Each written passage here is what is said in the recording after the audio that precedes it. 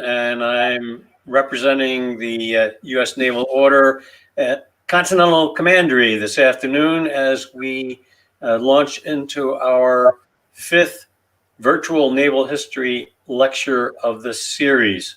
Those of you that may not know, though many of you are in fact members, the Naval Order is the oldest hereditary exclusively naval society in the U.S., and we're dedicated primarily in naval history and encouraging both its recording and its preservation. We provide our membership based upon lineal descent, ensuring a strong continuing interest in the deeds and accomplishments of our forebears in perpetuity. Our mission is to preserve, promote, celebrate, and enjoy our nation's sea surface history and heritage. We do this by commemorating American sea surface heroes and historical events, supporting the study of naval history, preserving sea service historical artifacts, documents, and monuments, and promoting camaraderie amongst our companions as members of our companions and members of similar organizations. Today we have 21 commanderies around the continental U.S. and Hawaii. We also have our newest commandery, that's us, the Continental Commandery, the dogs and cats who live too far away physically from geographically focused commanderies, and we invite all companions and prospective companions who are interested in being engaged with the work of the U.S. Naval Order to reach out to us in order to become members of the Continental Commandery if you're too far away from one of the physical locations. You can learn more at the website that is being shown on the stringer below the screen. Without further ado, I want to point out before I introduce today's speaker that on the right-hand side of your screen, there's a chat function. And as Ms. Kiland begins her presentation and questions come to mind, please feel free to post them into the chat. And once she is finished with her presentation, I will present your questions to Taylor, and she'll be able to respond. Ms. Taylor Kiland is a military nonfiction author and ghostwriter. She's written and co-authored or ghostwritten or edited 18 books thus far, including 2 about our nation's Vietnam POWs. One being Lessons from the Hanoi Hilton, 6 Characteristics of High Performance Teams, and Open Doors, Vietnam's POWs 30 years later. A former naval officer and third generation her family to serve in the Navy, Ms. Kiland was raised in Coronado, California, beautiful place, and Alexandria, Virginia. She spent 20 years in the private sector as a marketing communications professional before starting her writing career.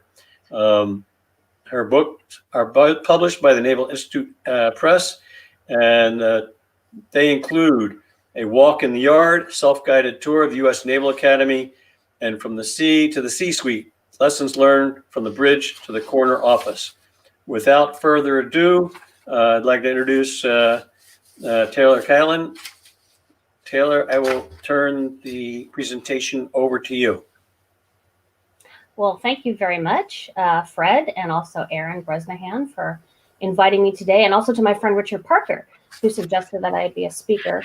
You all might be wondering what a woman who is too young to have served in Vietnam could teach you about this war, about its prisoners of war, or even about leadership. Well, what you may not know about our POWs from that war is that they were extremely successful as a high-functioning military unit while they were incarcerated, and they have been an extremely successful group of men post-Vietnam. You hear about the famous ones like John McCain and Jim Stockdale, and we're going to talk a lot about Jim Stockdale today. But statistically, this group of men is one of the most successful group of POWs in our nation's history. They are also the longest held in our nation's history. They can impart some really relevant lessons on how you can become more personally resilient and how you can be a leader that creates and sustains a culture of resiliency within your organization. But you need to understand how and why they were so successful as individuals, as an organization of people in crisis, and what their leaders did that made the difference. I'd like to play a short video for you. It's 7 minutes long, and it will introduce you to a little-known doctor named William Sledge, who was the first to uncover the rare and amazing phenomenon of our nation's POWs. So here's the video. This is stuck, isn't it? There we go.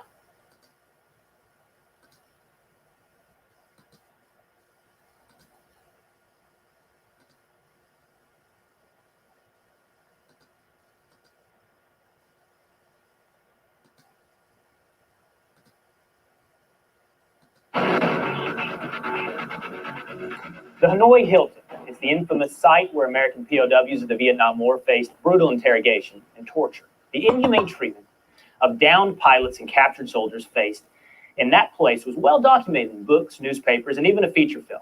But while the horrors of the Hanoi Hilton are widely known, another extraordinary aspect of the events that transpired there has gone largely untold. It wasn't just about survival for the POWs. In the face of extreme adversity, they found a way not just to endure, but to achieve something few could have imagined. Is the story of tonight's real history.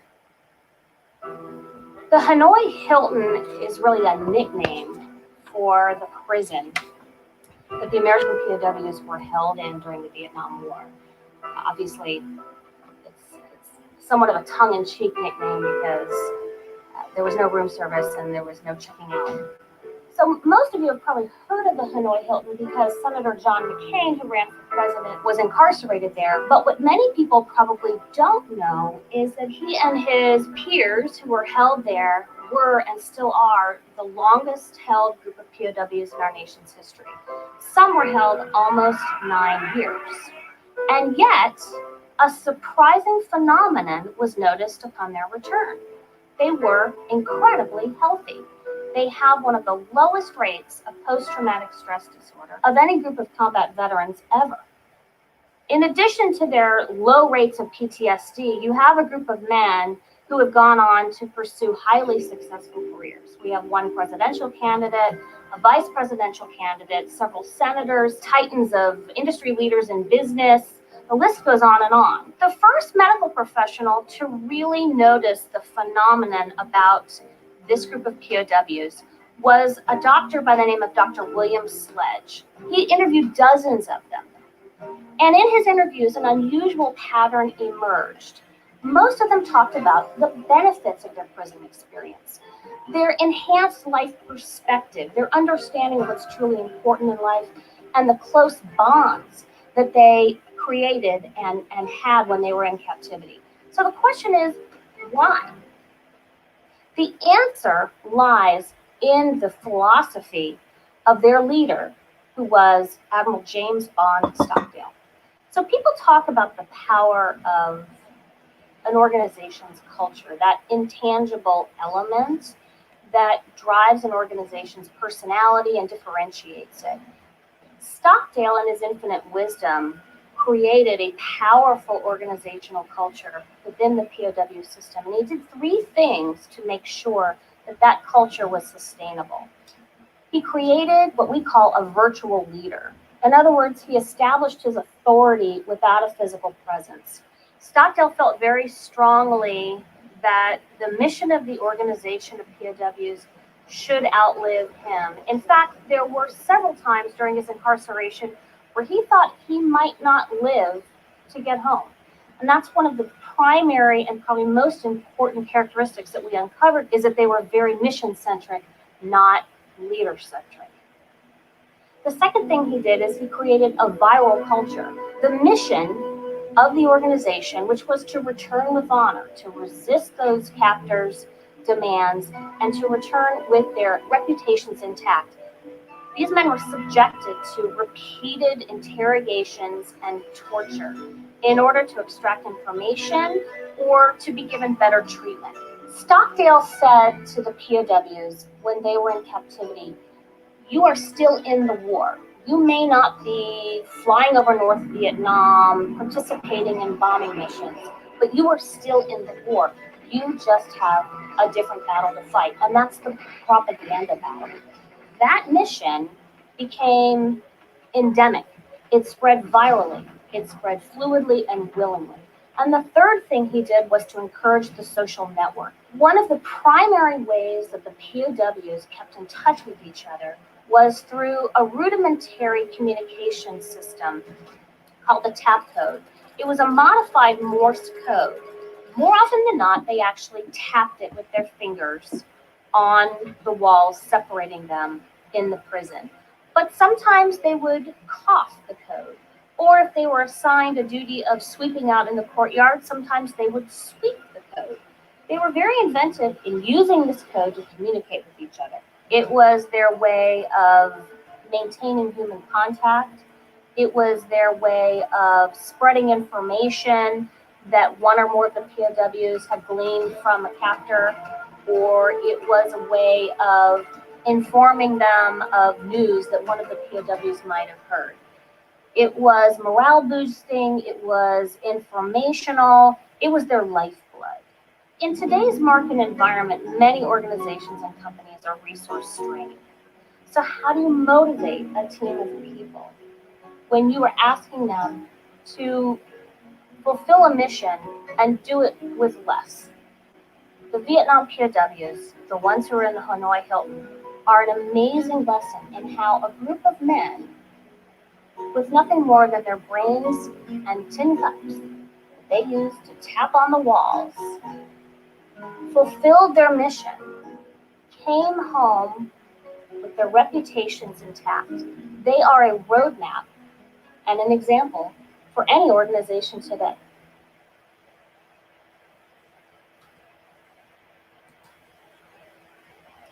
So, stop sharing here. Stop sharing. I need to stop sharing here. You're on and you're back live. Okay, I just need to stop sharing. So let's see. You're okay. Nobody else can see Okay. the share screen. Okay. So can you see me now? Yes, indeed. I'm going to give you the whole screen. So Dr. William Sledge would walk outside his office just before the scheduled appointment time to watch his patients walk down the hall. He wanted to size them up from afar before he interviewed them up close. Dr. Sledge was a young Air Force psychiatrist at the time, and he worked with many military aviators, evaluating their mental health. In most cases, he was younger than his patients.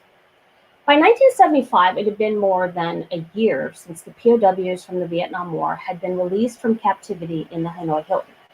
These former POWs, most of whom were aviators, were now trying to get back into the cockpit after a very long absence and a very traumatic experience. So the Air Force wanted to closely evaluate them for fitness, both physical and mental. Dr. Sledge was one of the doctors assigned to conduct that mental evaluation. Watching his POW clients walk down the hall to their appointments with him, he immediately noticed less of a swagger that you would associate with fighter pilots, and maybe just a bit more grace. They were different, but he couldn't put his finger on why. As I revealed in the video, an unusual pattern of responses emerged in his interviews. Most of the men cited a series of tangible and intangible benefits from the experience. In fact, one patient seemed almost wistful to Dr. Sledge as he actually admitted that he missed prison. After 60 to 80 of these interviews, where he heard some of the same sentiments over and over again, Dr. Sledge knew he had stumbled upon a phenomenon. He convinced the Air Force to pay for a more comprehensive study of the POWs. He interviewed several hundred of them, as well as a matched control group of military aviators who served in Vietnam, but who were not POWs. And the results supported his hypothesis. The POWs reported significantly more benefits from their wartime experience than the control group did. They gave numerous and concrete examples of these perceived benefits. More self-awareness, increased optimism, remember that, we're going to come back to it, a reprioritization of the relative importance of family and career, and renewed political or religious values. Dr. Sledge's study was published in the Archives of General Psychiatry in 1980, 7 years after the POWs had returned home, but long before the term resiliency was used in reference to combat veterans. But that's what it was.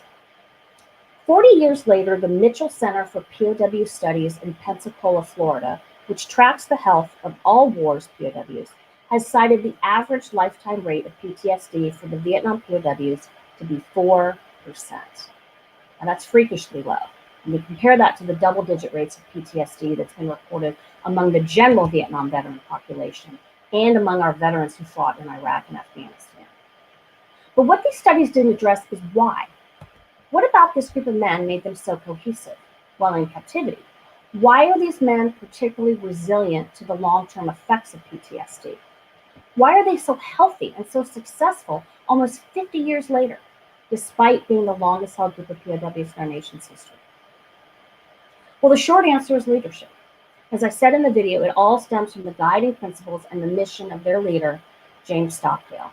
The example he set for his fellow POWs made the difference between a population of men who were just fighting for their survival and one that was a highly functioning, resilient, and focused organization, one that was stubbornly effective in the propaganda battle they were fighting against their captors, the North Vietnamese. So how did he do it? How did he keep these 591 men focused on their mission when they were separated by cells and geography and under constant duress for up to 9 years? How does today's leader permeate this strong cultural value in highly diffused and diverse industries? Well, to understand this better, we have to go way back to 1967. So go with me to a hot summer night that year to the part of the Hanoi Hilton the POWs sarcastically nicknamed Thunderbird, after the famous Vegas hotel and casino. The men are locked in small, dark, dank concrete cells. The only sunlight they could see was under the crack of the cell door or through a small window with bars at the top of the cell. Upon capture, many of the new arrivals, or new shoot-downs, or new guys as they were called, were tortured for information and then thrown into a cell by themselves. On this particularly steamy night, Jim Stockdale and Air Force Major Sam Johnson are making repeated attempts to communicate with a group of new shoot-downs, who are most likely still recovering from their ejection injuries and their first interrogation sessions. As Johnson described it to me, they were scared, and for good reason. We wanted to talk to them and let them know that there were other Americans around. But this was a much more challenging and dangerous task than Johnson casually describes. The North Vietnamese knew the men were successfully communicating, and they want desperately to stop that communication by making an example of someone. The punishment for communicating with each other in any way was harsh. So whenever possible, the POWs assigned at least one man to the task of clearing for the guards. That is, alerting those covertly communicating POWs of the guards' impending approach.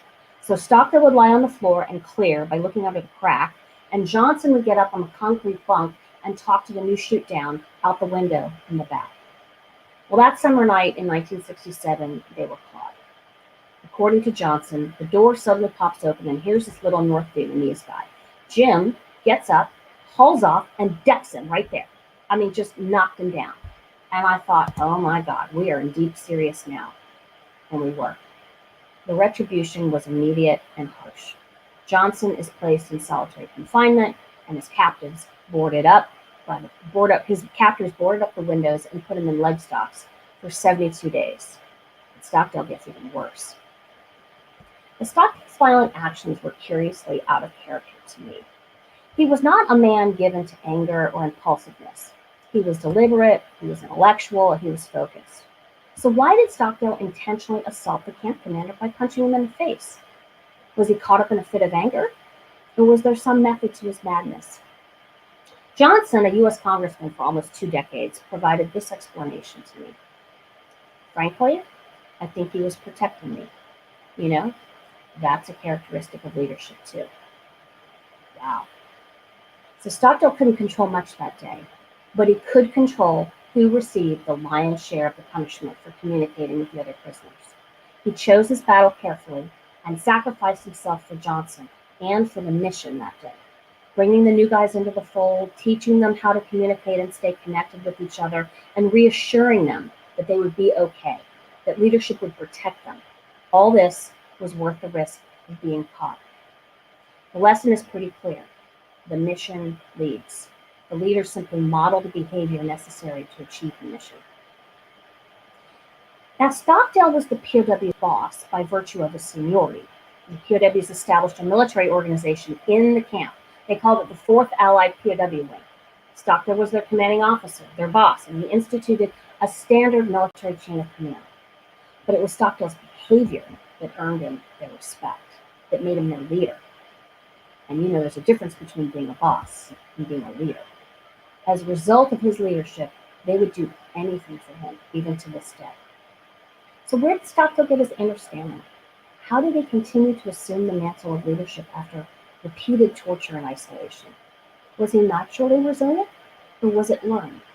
If you met him, he would not strike you as the most charismatic or upbeat man. He was an intellectual, and on the few occasions I met him, he came across as very serious, almost brooding. The conversations we had were thoughtful and academic, but they wouldn't be well understood by most people. His speeches, his writings, his interviews, they were esoteric, even obtuse in some instances. You wouldn't characterize him as magnetic. So what about this man was inspirational? Well, simply put, it was the example he set for his men. And where did he get his inspiration? Believe it or not, from the Stoic philosophers, and especially Epictetus. If you read Stockdale's speeches and books, and he was very prolific, you learn very quickly that he too was a philosopher, one fascinated by the study of the quality of human nature when humans are stripped bare. Why Epictetus and the Stoics? Well, it turns out that while pursuing a graduate degree at Stanford, Stockdale studied the works of the Greek Stoics extensively, especially Epictetus. And when he ejected from his crippled plane in the skies over North Vietnam and was floating slowly down to certain capture and imprisonment by the North Vietnamese, he said to himself, "I'm leaving the Western world and entering the world of Epictetus." When he arrived at the Hanoi Hilton, Stockdale chose to accept the mantle of leadership, both the risks and the opportunities of being in charge. He relied on the philosophy he had adopted and internalized some 4 years prior while studying at Stanford. He recalled the Epictetus edicts. Men are not disturbed by things, but by the view they take of them. In other words, you don't get to choose your fate, but you do get to choose how you react to it. Your perspective and attitude are critical. The attitude Stockdale chose was a balance between faith that they would eventually get home and brutal honesty about the POW's dire straits. In other words, the men knew they would eventually return home, but not before this Christmas. Now, what about Stockdale's own mental resiliency? How did he maintain his sanity and mental strength over the course of many years of abuse, isolation, torture, starvation? Was it in his DNA, or did he learn resiliency? But what is sometimes overlooked in the discussions about survivors of trauma and adversity is the inherent resiliency in most humans. Natural resiliency, it turns out, is more common than you think, and it can be taught. There is a growing body of research proving that most humans are able to rebound from traumatic events. Indeed, some even feel that their lives are better because they suffered and survived those events. You remember the old adage, that which doesn't kill you makes you stronger? Turns out it is true for most people. Dr. George Bonanno, a professor of psychology at Columbia University, has turned the traditional theory of grieving and trauma response on its head, challenging parts of the popular theories of Freud and Dr. Elizabeth Kubler-Ross on how humans deal with grief and tragedy. You might be familiar with Dr. Kubler-Ross's theories. She developed and popularized them in the 1960s, and they have remained the standard until recently. She said that people who experience trauma or bereavement go through 5 distinct stages of grieving: denial, anger, bargaining, depression, and finally acceptance. She believed these stages were sequential and everyone goes through them one by one. Her studies became popular because it was appealing. It served as a neat and tidy way for people to predict what to expect when grieving. But what if you don't fit that model? What if your grieving process is much quicker? Dr. Bonanno has studied September 11th survivors, victims of the SARS epidemic in Asia, and victims of childhood sexual abuse. He asserts that instead of a sequence of grieving stages, as suggested by Kubler-Ross, there are parallel paths of coping with trauma and grief, and people follow one of those four paths. In 2009, Dr. Bonanno described the most common trajectories of grief or potential trauma in his book, The Other Side of Sadness. Contrary to common assumptions about loss and trauma, Bonanno's research indicates that resilience is the most common pattern and that delayed reactions are rare. Indeed, only a very small percentage of the population experiences chronic dysfunction or delayed grief as a result of a traumatic event, and that short-term PTSD symptoms lasting 3 to 6 months after an event are really quite normal. As I like to say about PTSD, what if this disorder was just considered a normal part of the healing process, like a scab? Dr. Richard Tedeschi, professor of psychology at the University of North Carolina, has been studying the effect of trauma for years. He is a pioneer in defining and studying post-traumatic growth, the opposite of PTSD. He coined the term. He has identified a number of personal, interpersonal, and cultural factors that, if present, contribute significantly to post-traumatic growth. In the case of the Vietnam POWs, their cultural habits, ingrained by their leader, Stockdale, made a huge difference in their short and long-term habits. The first factor that Dr. Tedeschi identified is disclosure, sharing the traumatic event with someone. The second factor is the degree to which an affected person's ruminations, or what he says to himself about the event, are congruent with those of the others. In other words, if the affected person finds a sympathetic ear, or even better, someone who's been through the same experience and has the same internal reaction, he or she will be more likely to adapt and heal from the experience. The third factor is the presence of models or examples of PTG. And for the POWs, the old-timers were their role models, men such as Everett Alvarez and Bob Shoemaker, who had been in captivity since 1964 and who continued to resist their captors for more than 8 years. They inspired the rest of them. The POWs instinctively practiced these techniques on a regular basis. When they were thrown back into their cell after an interrogation session, Stockdale asked one thing of them: get on the wall. As soon as they could physically muster the strength, they were directed to kneel on the dirty floor of their cell and relay their experience to the man in the cell next door. This knowledge that was shared was useful to the interrogator's next victim, but far more important was the cathartic effect for the confessor. Years later, Stockdale wrote, "No matter what you said or were forced to say under torture in the privacy of the interrogation room, we routinely put out the details to our network. We learned that the virtues of truthfulness and straightforwardness have their own reward." Those who experience post-traumatic growth are able to jettison negative thoughts about their trauma, either because their own belief systems enable them to do so, or because they stop carrying around the stress of the experience when they confess or disclosed. And because they have gotten rid of the bad parts of the experience, they've actually allowed themselves to grow from it. The POWs are no different from you or I. To quote former POW Captain Ev Southwood, "We were ordinary Americans placed in extraordinary circumstances." What I'm here to tell you is that most of us will bounce back from adversity, from a traumatic event that happens to us, to our family, at home, or in our workplace. So what can you do to increase your own degree of personal resiliency? Again, the POWs can show us. Researchers at the Mitchell Center recently completed a 37-year longitudinal study similar to Dr. Sledge's, where they compared POWs to a control group, looking for the keys to their remarkable resilience shown by the Hanoi Hilton men. Of all the contributing factors the researchers identified, 6 made the final cut in affecting resilience. Of these 6 factors, optimism was the strongest statistically significant variable. And what do optimists have that pessimists don't? Perspective. They look at trauma and failure and they say to themselves, this is not going to last forever, it's not going to ruin me, and it's not my fault. Simply put, optimists look at bad events as temporary, local, and external. How do pessimists look at bad events? Permanent, pervasive, and personal. Optimists aren't immune to trauma. They suffer like the rest of us. They just choose to react to it differently, just like the Stoics did. The Mitchell Center researchers also believe optimism can be taught. Optimism can consciously become a practiced behavior, one that can be internalized by individuals and organizations. In other words, it can become a cultural norm, just like it was for the POWs. Indeed, when I asked the men who survived and died in captivity, they told me it wasn't necessarily the most severely injured, the sickest, the most tortured or isolated man who died in captivity. They told me it was the pessimists who died, the ones who gave up hope, curled up in a ball, and withered away. And how can you train to be more optimistic? How can it become a practiced behavior? Well, let's take a look at how Navy SEALs do it.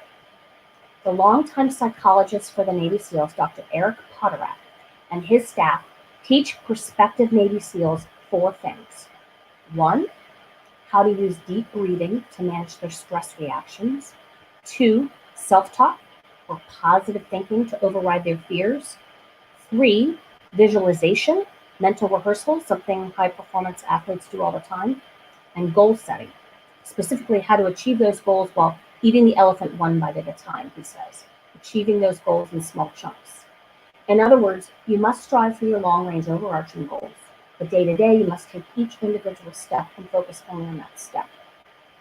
These techniques can be applied to both the shocks you experience, the traumatic events like death, the crises like this pandemic, but also the daily stresses you experience at work. I mean, let's face it, daily stress is bound.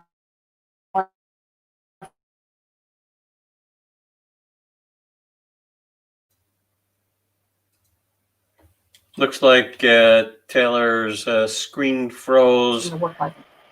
Have I You frozen? need to go back a couple of seconds. We lost you for a couple of seconds there, Taylor. Okay. Your screen froze. All right. Am I back? You're back. Okay. So these 4 techniques that the Navy SEALs use, the POWs used in the same way. And away from the torture cells, the 4 techniques the Navy SEALs are taught were practiced on a daily basis by the POWs. Goal setting, visualization, arousal control, and self-talk. And they all came together in establishing the POWs' daily cultural habits. These techniques weren't innate, they were learned. That's the key takeaway here. You can become more resilient with practice. Stockdale later wrote of how he personally practiced visualization techniques as he prepared for torture sessions with a combination of the SEALs' Big 4.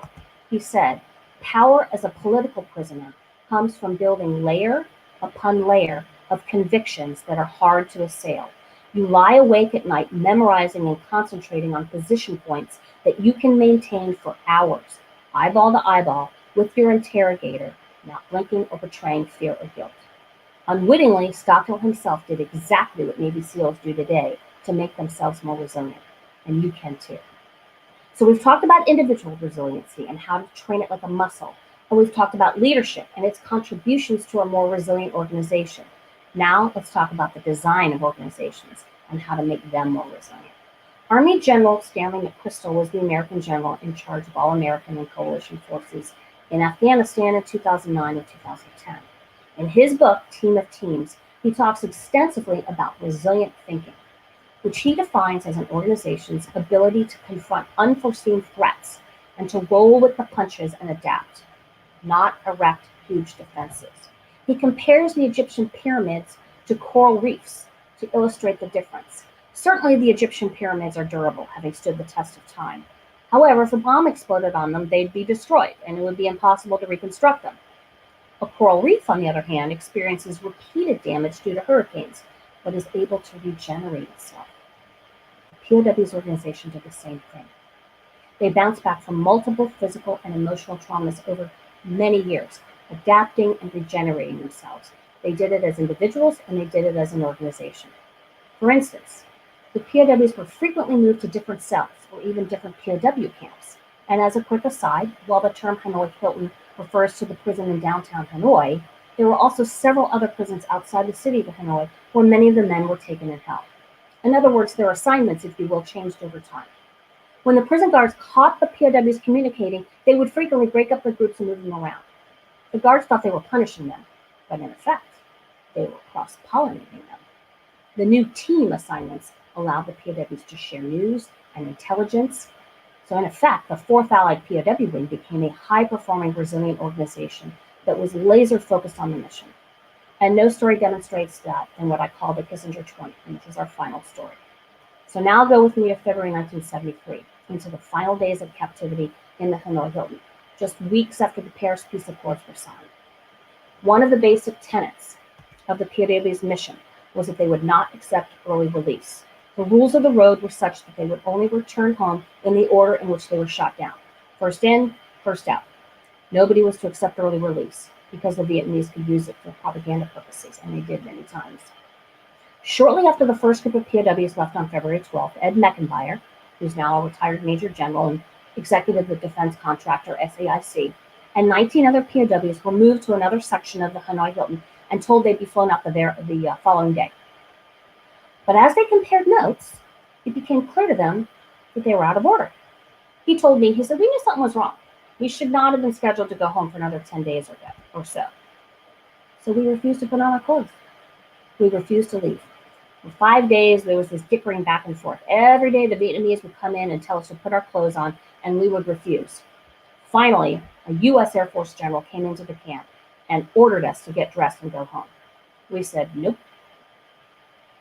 Not after all these years. We're not about to compromise ourselves for a few days earlier release. Well, as it turned out, when Henry Kissinger went to Hanoi after the first round of POWs were sent home, the North Vietnamese gave him a list of the next 112 men scheduled to be released. And as a goodwill gesture, he said, just add another 20. So Henry Kissinger didn't know he should have circled the next 20 names on the list, and he just randomly circled names, regardless of their shoot-down date. Coincidentally, they all had German-sounding last names. Don't know what was up with that. After years of incarceration, the POWs in the Kissinger 20 chose to stand by their mission, despite the temptation. No one instructed them to do this. Stockdale was already home in the U.S. He went home with the first group. This group of POWs essentially told the Vietnamese how and when they would leave, refusing to take the propaganda bait. I mean, even with the finish line in sight, the smell of freedom tantalizingly close, they could probably smell the jet fuel of the plane. They refused to leave their post until they were absolutely certain their mission had been accomplished. If you're paying close attention, you realize we've come full circle. Years earlier, in 1967, Stockdale put his personal weapon commander, intentionally taking the heat to make sure the mission inched forward. Now, at the end of their journey through hell, 6 years later, 20 of his men refused to lose sight of the mission, putting the mission ahead of their personal well-being. They never mistook themselves, their needs, their egos for the mission. It was that deeply ingrained. Leaders who want to create a sustainable, high-performance, resilient culture in their organization, one that is strong enough to outlast changes in leaders and followers, should model themselves after James Stockdale. His personal resiliency was not natural. It was trained, steeped in the ancient philosophy of the Stoics. And he did a few things that made a difference.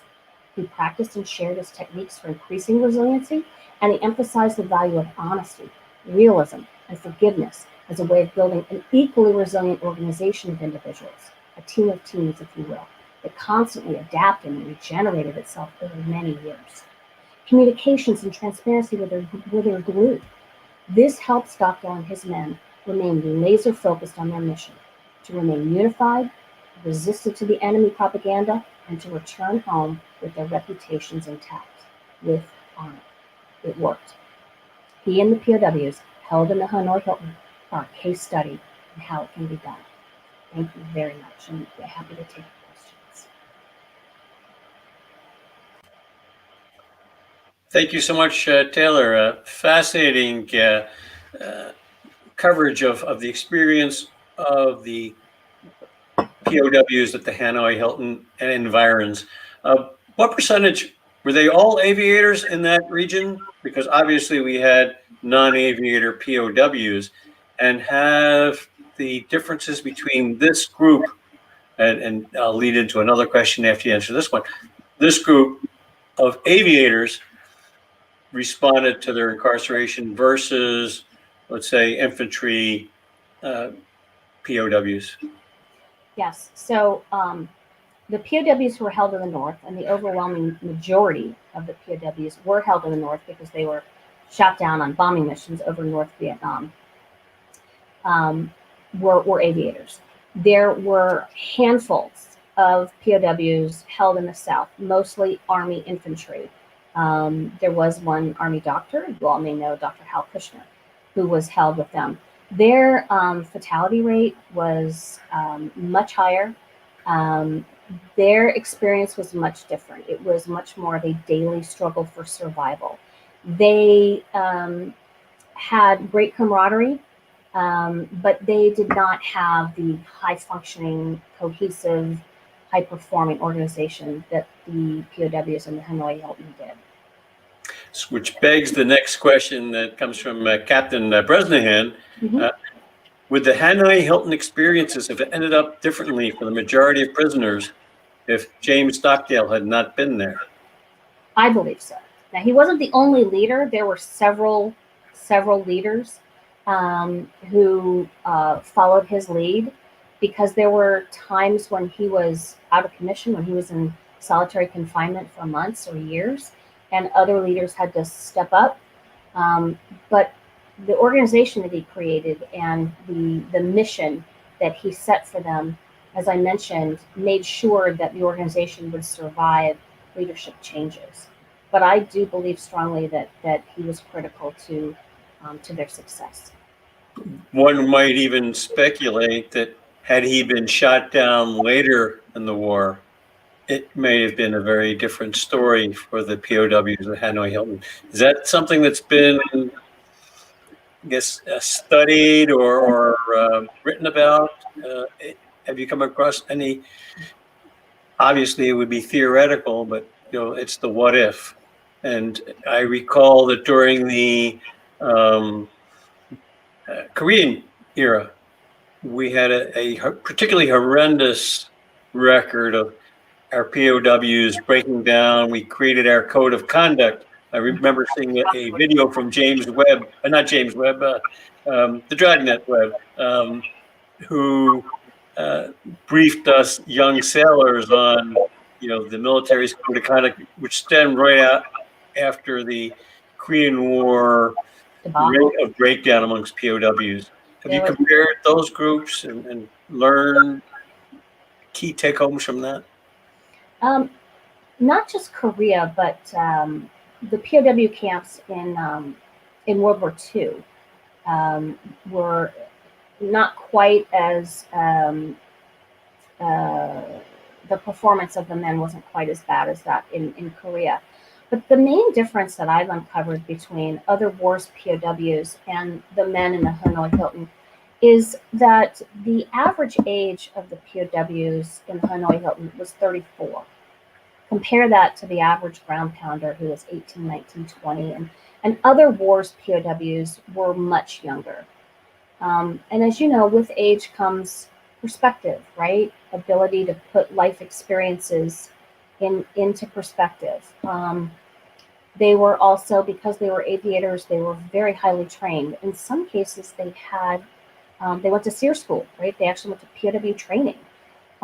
They were more educated. They just had a lot of both natural and nurture, nature and natural, basic inoculating factors that really helped them perform a lot better than POWs from other wars.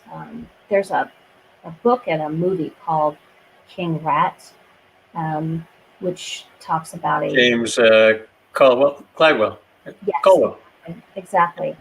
And that to me just shows the stark difference, where you have turncoats and you have these almost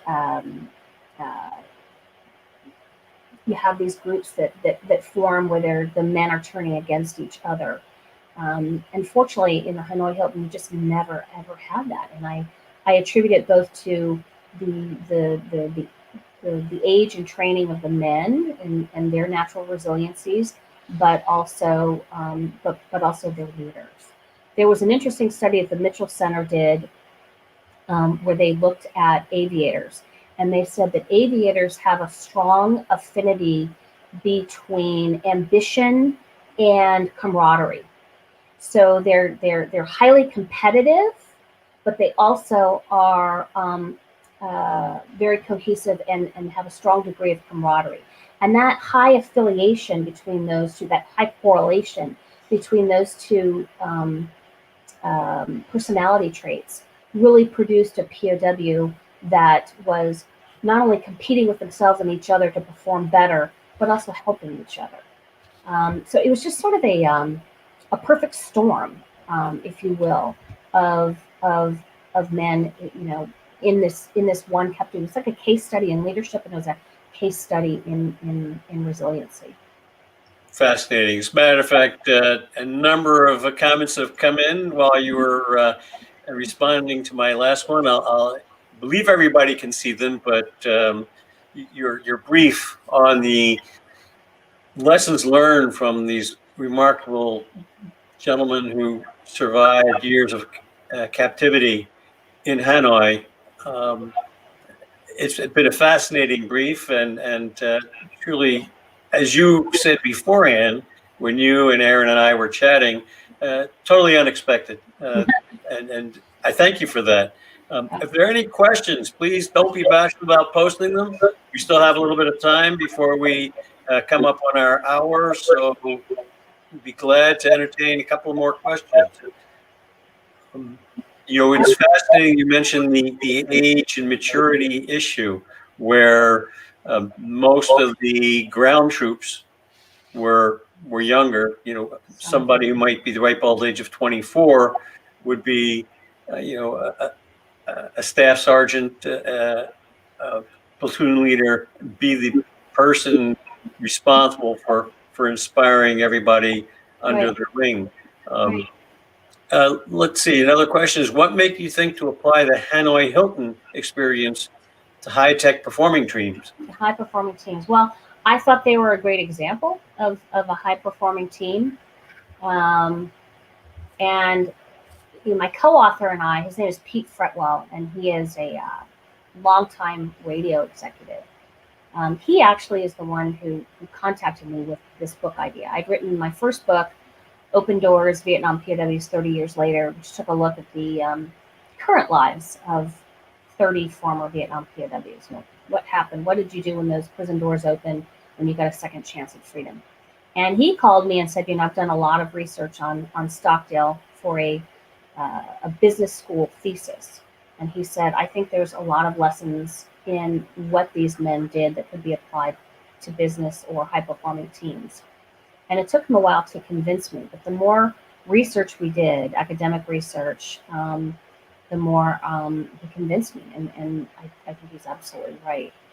It's just amazing to me how instinctively these men taught each other and practiced what many high-performing teams, high-performing athletes, Navy SEALs do on a regular basis. They just did it instinctively. Can you speak a bit about the actual experience of interviewing Admiral Stockdale and some of his shipmates long after Hanoi Hilton was, I'm sure, both a distant and immediate memory for them? Well, I think I can say confidently that most of them don't realize how remarkable they are.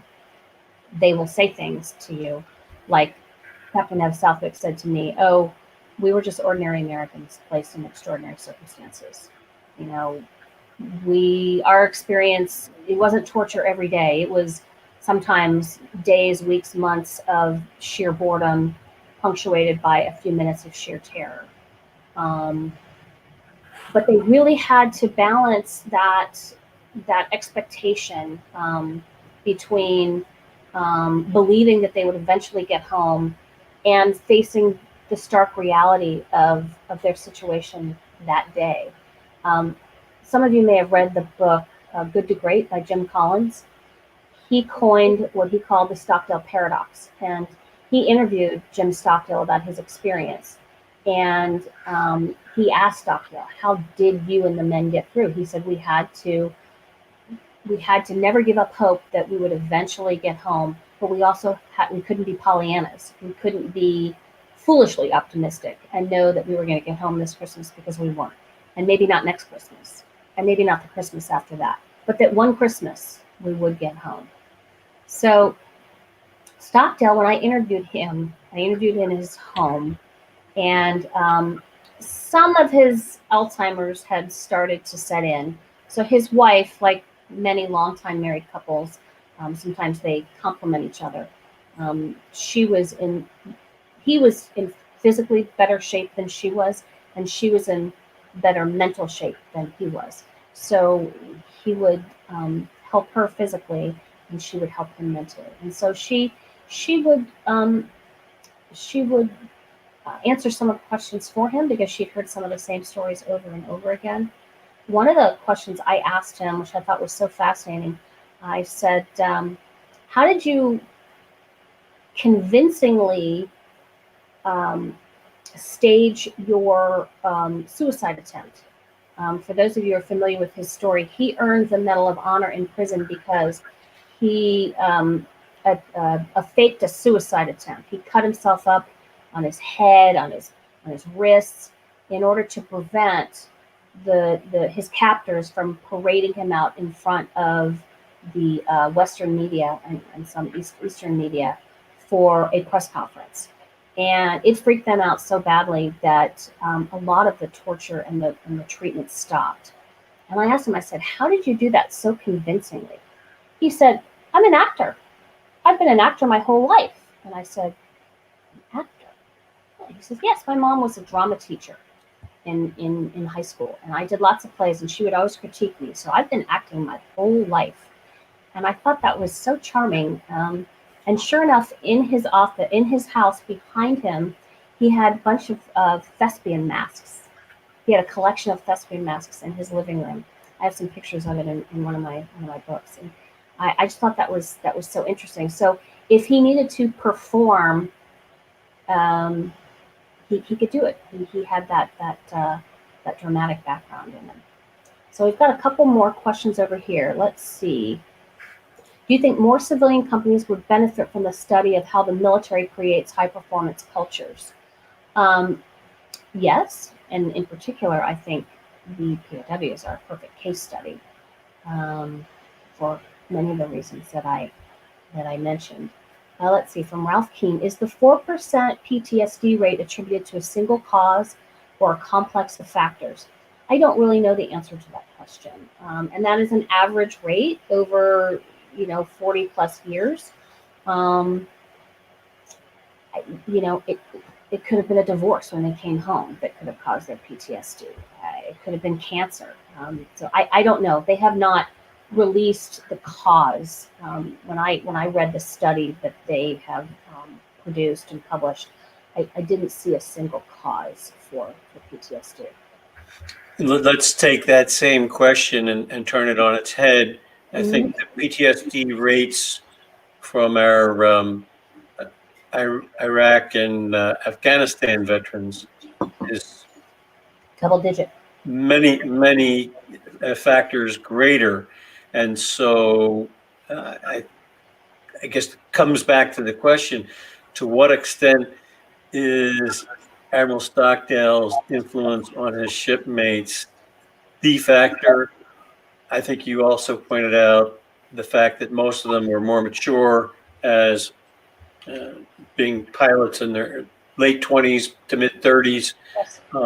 What other factors besides that? Are there any factors you haven't already briefed us on this evening that may have contributed to the remarkably low PTSD rate amongst the survivors of incarceration by the North Vietnamese? Other than the ones I mentioned, well, age, as I said, education, their officer status, because their officer status, by virtue of being an officer, they had more training, more education, and more training. As I mentioned, the Mitchell Center published this study that talked about the unique personality traits of aviators, being competitive but also compatible. And then, of course, I mentioned the leadership and the camaraderie. And I can't overemphasize that communications network that they had. That communications network was so vital to their cohesion. And you have to remember that sometimes when they were transmitting messages to each other, it could take weeks for one message to transmit, through the tap code all the way around a prison. I mean, weeks. So, they had to have a lot of patience too, for gosh sakes. But I can't overemphasize how important that communications network was. It's called the Tap Code, and there's a good book actually that came out recently called The Tap Code, and it's written by Smitty Harris. And Smitty Harris was an Air Force POW who was credited with creating this tap code. It's something that he learned early on in the military. It's basically a 5x5 grid. So C and K were interchangeable. So if you think of A, B, C, D, E, and you think of, A would be 1, 1, one tap, one tap. So it was a complicated tap code that they had to memorize and learn. But I can't overemphasize how vital that was to not just their keeping in touch with each other, but to their morale.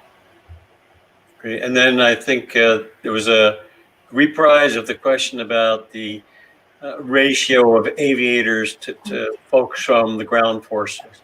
Yes. So in the Hanoi Hilton, which housed mostly aviators, it was about 2/3 Air Force, 1/3 Navy, roughly. And then they had a handful of Marines and a handful of Army. In the South, the POW camps were makeshift jungle camps, which had very little food. They had no clothes. They had no shelter. They had no medicines. The mortality rate was so much higher. But eventually, towards the end of the war, those in the South were marched north on the Ho Chi Minh Trail and consolidated in the Hanoi Hilton. So by 71 and 72, almost all the POWs held in the South were grouped with the men in the North. And then by 72, they were all in the Hanoi Hilton. I think I mentioned there were some outlying camps outside of Hanoi, and they were all consolidated, especially after the Sante Raid. If you are familiar with the Sante Raid, which happened in November 1970, it was an American attempt to rescue POWs. It was unsuccessful, but the net effect was that all of the POWs were consolidated, and so all of a sudden they were in large groups, and they had it was much more convivial and much more of well, it wasn't just 2 or 3 men in cells. There were like 20 or 30. So it was just the camaraderie was even increased. Just recap. I think I heard you say in passing, at the time of the release, there were close to 600 prisoners of war. And was that all the camps in the Hanoi area or just from the Hanoi Hilton? All together. Operation Homecoming, when the men came home in the spring of 1973, first group came home in February 12th, 1973. I think the last group came home in late April. Total of 591. Well, Taylor, it's been a fascinating, very short hour with you. Maybe we can get you back again. Before we go, Taylor mentioned before we started, and now I'm going to share with everybody, if anybody's birthday is today, let us know through the chat function, because Taylor is essentially birthday raffling off a copy of her book, Lessons from the Hanoi Hilton. And if there's nobody whose birthday is today, let us know if your birthday has been, and give us the day of the week on which you had your birthday, and you can be the person eligible for a copy of Taylor's book. Anyone out there have a birthday today or this week? Nobody's racing to the chat function. How about this month?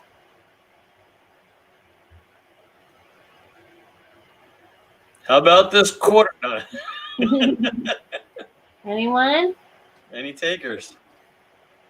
Anybody have a birthday since the 15th of October? Don't be bashful. All right. Well, we're at the half hour. We expect to continue this virtual history lecture series indefinitely. It's one of the things that we can continue doing, COVID or no COVID, as the Continental Commandery being Naval Orders' one and only virtual commandery, and we can't get in together for regular dinings in or dinings out or lunchtime lecture series. And so if you have ideas, feel free to post them. Oh, here we go. Phil Spiegel, December 5th. December 5th birthday. So that's within a couple of weeks. He should be, since he stepped forward and gave us a birthday, Taylor, he can be our winner. Bill, if you would send an email to Aaron via his email address posted on the Commandery website, that'd be great. You don't have to share your details with us, or Aaron, you may already have him in the Commandery's directory. Or send me a book. Yeah. So Aaron will send you the particulars. Again, feel free to send to Aaron or me your ideas about future lectures. Taylor, again, thank you so much for being with us and sharing your insights. It was really fascinating and inspiring brief that you gave us about these remarkable period. And they are national treasure, in my opinion, and we are losing a lot of them. We lost another one on Monday. I hope I reflect on having seen a bunch of these ancient guys at a basketball game thinking they were World War II veterans, and I was stunned to know that they were my peers from the Vietnam era. So I still feel like a youngster and barely over 70. Very good. All right. Thank you all. And we'll log off at this time. Appreciate everybody who joined us this afternoon. Bye-bye. Thank you very much. Bye-bye.